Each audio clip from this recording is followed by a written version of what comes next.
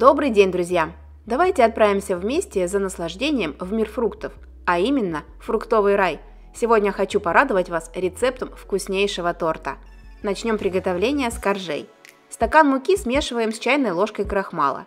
В выпечке я всегда использую кукурузный. Далее в миску вбиваем 4 яйца, добавляем к ним щепотку соли и взбиваем до появления пены.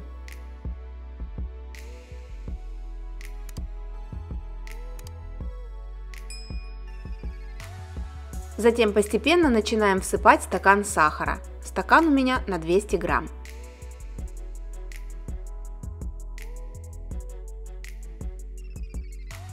И сейчас очень важный момент. Яйца с сахаром нужно взбить очень хорошо. Время будет зависеть от мощности вашего миксера. Я взбивала около 4 минут. Масса должна побелеть и стать очень пышной.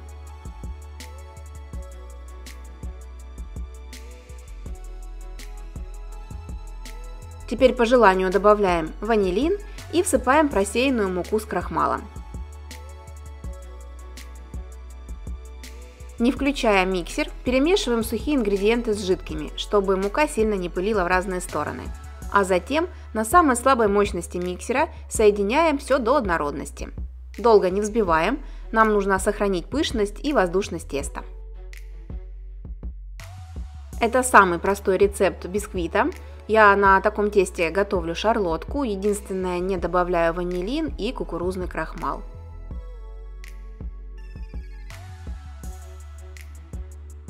Выпекать бисквит будем в форме на 24 сантиметра, у меня она разъемная. Дно застилаем бумагой для выпечки и лишние края обрезаем.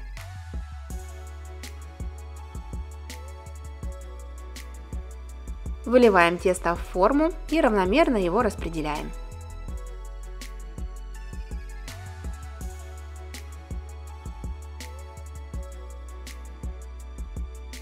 Теперь ставим выпекаться в предварительно разогретую до 180 градусов духовку на 25 минут.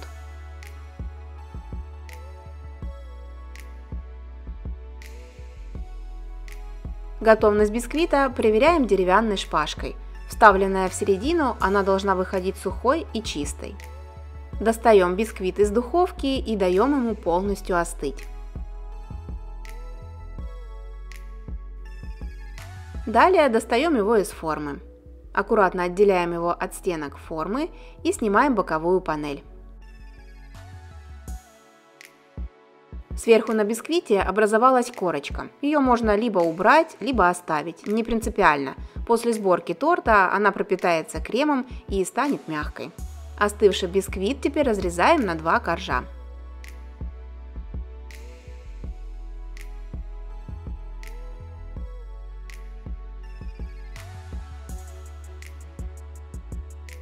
Посмотрите, какая пористая структура у бисквита.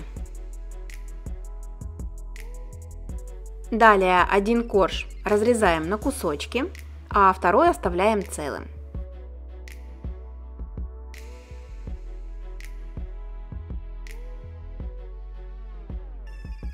Коржи подготовлены, приступаем к приготовлению крема.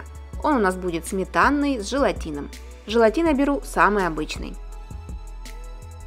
Разводим его водой, затем набухший желатин нагреваем в микроволновке и полностью остужаем.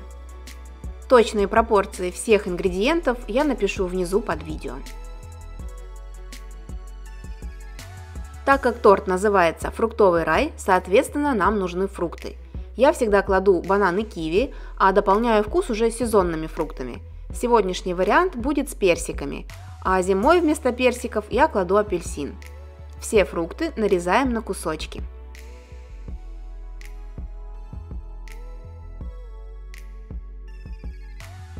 Крем, как я уже сказала, будет сметанный с желатином, поэтому делаем его в 2 этапа, так как он быстро густеет. В миску выливаем 1 литр сметаны, у меня жирностью 15%. Всыпаем 200 грамм сахара и взбиваем в течение 2 минут.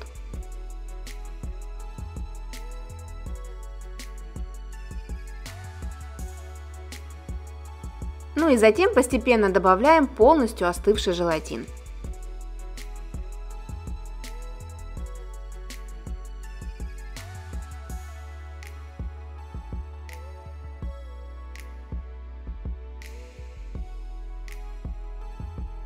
Торт я советую собирать в разъемной форме, потом будет намного легче и проще его переложить на сервировочное блюдо.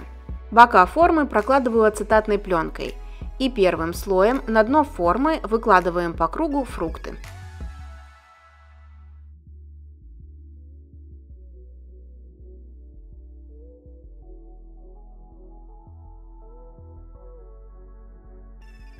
Сегодня к фруктам я еще решила добавить ягоды голубики. Теперь фрукты заливаем тонким слоем крема. Стараемся делать все быстро, так как крем густеет. Далее нарезанный на кусочки бисквит обмакиваем в крем и выкладываем сверху на фрукты. Делаем это для того, чтобы бисквит максимально пропитался и был очень нежным. Ну а затем на бисквит равномерно распределяем оставшийся крем.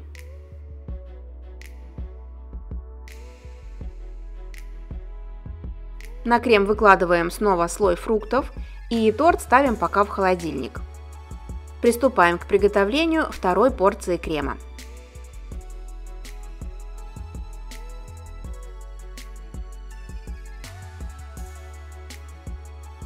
В этот раз сметаны берем пол-литра. Всыпаем 100 грамм сахара, взбиваем их вместе, затем добавляем растопленный и полностью остывший желатин. Перемешиваем миксером до однородности.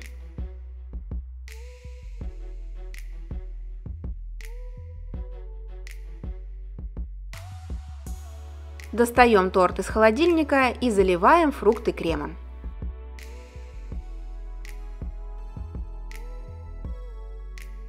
Крем распределяем равномерным слоем, а сверху кладем второй бисквит. Торт получается довольно большой и высокий. Высота торта 9,5 см. Затягиваем торт пленкой и убираем в холодильник до полной стабилизации. Я обычно торт делаю накануне вечером, но в принципе торту хватит и 2-3 часов, чтобы он полностью застыл. Ну и нам остается достать торт из формы и по желанию его задекорировать. Снимаем боковую панель, убираем ацетатную пленку. На бисквит кладем сервировочное блюдо или подложку для торта и переворачиваем торт вверх дном. Аккуратно отделяем ножом дно формы от торта.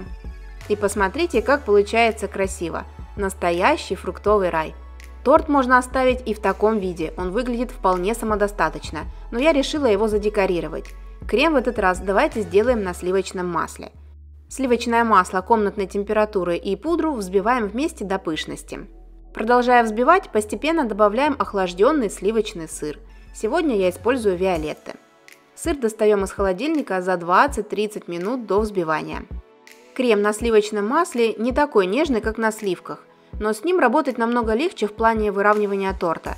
И ты точно знаешь, что декор, допустим в виде цветов, как сегодня у нас, будет иметь четкие линии и ничего не потечет. Теперь в крем по желанию можно добавить пищевой краситель. Я советую брать жидкий. Сегодня у меня сиреневый цвет. Добавляем 2 капли. Цвет декора у нас будет плавно переходить от самого светлого оттенка к более темному. Крем получается густой и очень вкусный.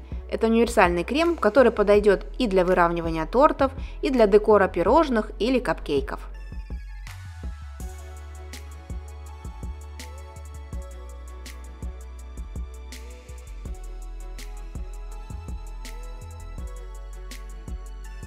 Также нам понадобятся еще кондитерские мешки и насадки. Возьмем насадку для крупного декора и также возьмем точно такую же, но поменьше. Торт можно декорировать абсолютно по-разному, главное проявлять фантазию. В мешок устанавливаем насадку, затем отрезаем уголок мешка и перекладываем крем. Торт сбоку декорируем с помощью маленькой насадки. Первый ряд роз делаем самым светлым оттенком. Затем в крем добавляем еще 2 капли пищевого красителя. Хорошо перемешиваем лопаткой, можно миксер не использовать. Главное, чтобы не осталось ярких вкраплений красителя. Делаем второй ряд цветов. Видите, цвет уже отличается от первого. Ну а третий у нас будет еще темней. Снова добавляем в крем 2 капли красителя, перемешиваем и с помощью уже большой насадки декорируем торт сверху. Цветы получаются объемнее.